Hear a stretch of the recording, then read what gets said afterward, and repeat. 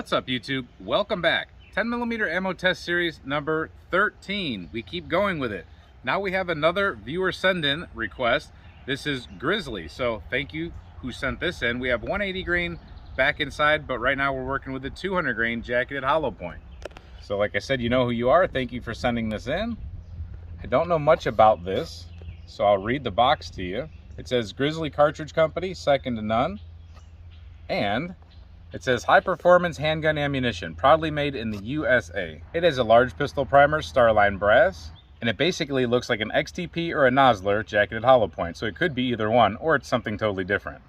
Now the box says a velocity of 1250 with an energy of 694. Let's see if that holds true.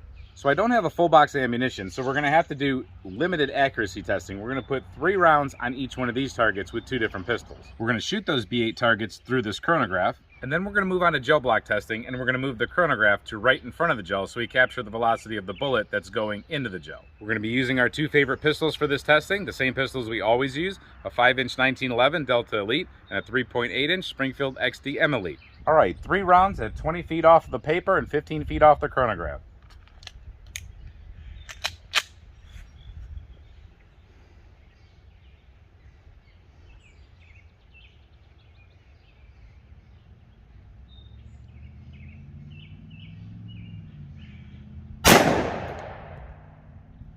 $12.15, and that feels pretty boomy.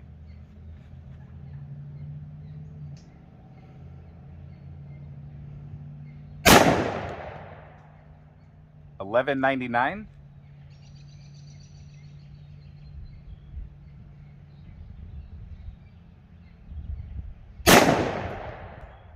And $12.28. I really like that. That's loaded proper 10mm. You feel it, and the velocities are there to prove it. Let's go take a look at the target. Now that red dot's been shooting a little bit high for me, so I was aiming right here, and these impacts, I promise you, each one of these, I knew exactly where these were gonna go, even despite it being off. This is very accurate ammunition. Wherever that red dot is where it's gonna go if it's zeroed. I pulled just a little bit down on this shot, where when I pulled the trigger, I was probably right about here, and there's where it impacted. And when I was right here on the X, it impacted there, and when I heeled over here, or whatever you want to call that, when I kicked up a little bit here to the right, I felt it. Each one of those, I believe, are very true. That's highly accurate ammunition in my opinion. Let's see what it does out of the Delta Elite. Now, for something to feel boomy out of the 3.8-inch XDM, it's probably really going to feel boomy out of this 1911. We're going to see. 3 rounds. Here we go.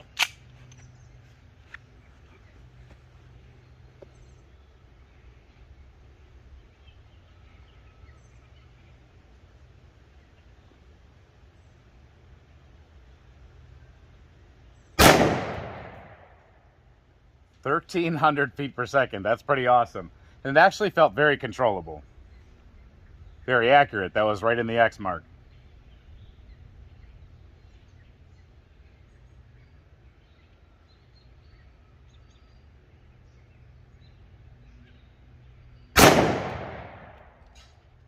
$13.07. We have consistency and accuracy in the X mark again.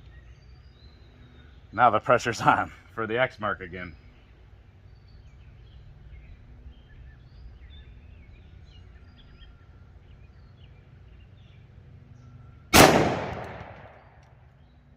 $12.93. Let's go take a look.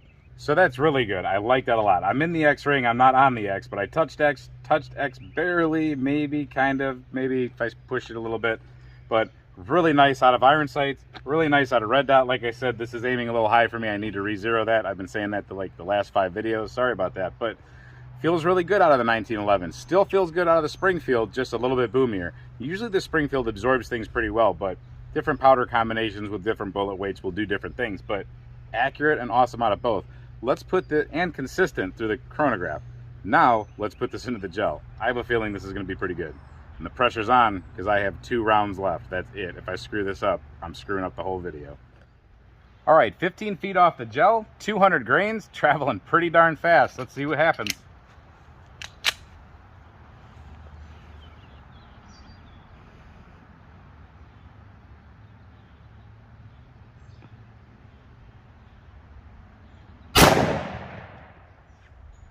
Pretty much a center shot.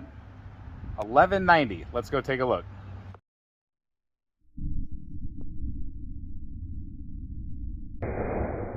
1190. There you go, the typical jacketed hollow point type of entrance. So the sun's glaring hard off this gel right now, but you see it a little different than me, but it's pretty much the same thing.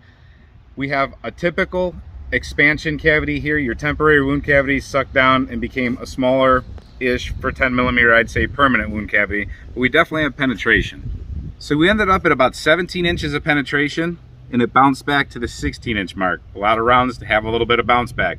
It definitely pedaled open like it was supposed to, totally peeled back. So it's a good solid chunk of lead. I don't see, if any, there's not much, if any, lead shed throughout the whole path. So it's a reasonable penetration. It's right in there with the specs that people like to talk about, and it has dumped all of its energy in there. The numbers don't lie on energy when we're talking about foot-pounds. Again, nice effect right from the start, all the way down. It might have shed a little piece of lead right there. There's one little piece of petal of lead or copper, but as you can see, I'm sure that thing is totally turned inside out, mushroomed beautifully. So for people worried about over-penetration, no, that's not an over-penetrator, even though I don't really think over-penetration's much of an issue usually. All right, one round left. Pressure's on, but it's pretty accurate stuff. I think we'll get this. I'm gonna go for the upper left of the block, and we're gonna see.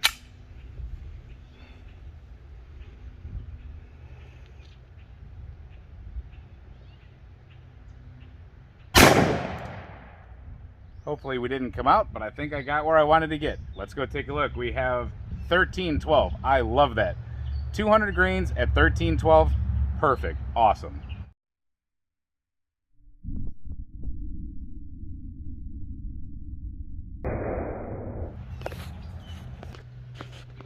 Confirmed on the chronograph, 1312. And pretty good impact right there. That's a good little chunk removed. So now here's the cool part of this gel testing stuff that we do. All these bullets do different things. There's almost no total predictability to how these things will go. That increased the velocity a little bit, and we had a bigger entrance like usually happens. The bullets tend to, the hollow points at least, tend to mushroom a little bit faster, a little bit more violently, and they leave more of a permanent wound cavity. But that tends to slow them down a lot. Even though they're coming out at an initial high velocity, the opening and the mushroom effect tends to slow them down in the gel, and sometimes with a longer barrel they'll fall shorter. Not so with this one. We have the initial wound channel that is very nice. It's definitely larger than the 3.8 inch, and it continues to be a larger channel, shedding pieces of lead with it. There's one, there's copper, there's lead, there's the base of the round right there, the bullet.